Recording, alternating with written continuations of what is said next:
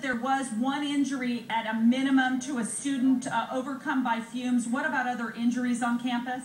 We have had a few children that have been treated by Santa Ana Fire. As you can see, they have a triage center set up, and they are treating all of the kids, and we're documenting those injuries and notifying the parents as well. And how dangerous is the situation on campus as far as the leak is concerned?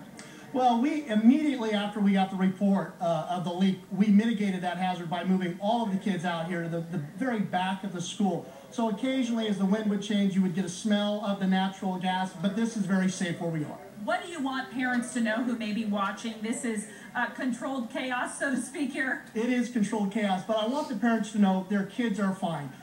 There are a number of police officers and fire personnel here. The kids are safe. If the kids aren't here, we've arranged to transport them up by our district offices at Chestnut and Grand, and we'll reunite them with their kids up there. All right, Lieutenant, I appreciate your time. I know you're very busy. You got to get back to work. So you can see the scene here at Century High. Hundreds of parents lined up. Their students, rather, have either texted or phoned them saying that the kids are being evacuated. There are dozens of buses lined up here along Lyon Street behind the high school to pick these kids up, and that is what the police and the school district, what they want to happen. They want these kids to be taken away safely. As we said, a medical triage area set up here. There are lots of ambulances, paramedics pulling up to treat those who may have been overcome by fumes, and also to make sure that the group of pregnant girls who they have here and special ed students are handled.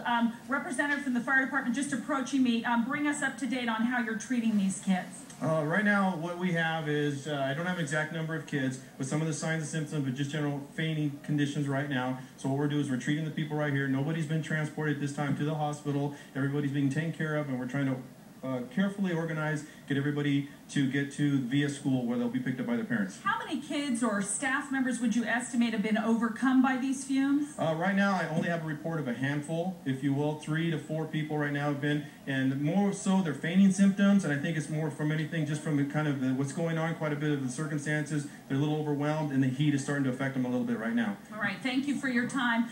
We understand that the leak was caused by construction going on somewhere on campus or near campus, and that is what caused this. They want to get all 2,200 of these students off the campus. You can see here at the back gate, parents are clamoring to get their kids' attention, and they're trying, as we said, to evacuate the kids in an orderly fashion. Can I talk to you girls 1 second? Were you on campus? Yeah. Tell me what it was like there. It was like the gas flowing the school, and then we were doing the casing.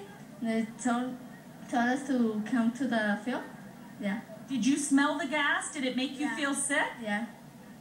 And so did you text your parents? Yeah, I called him like to come to pick me up.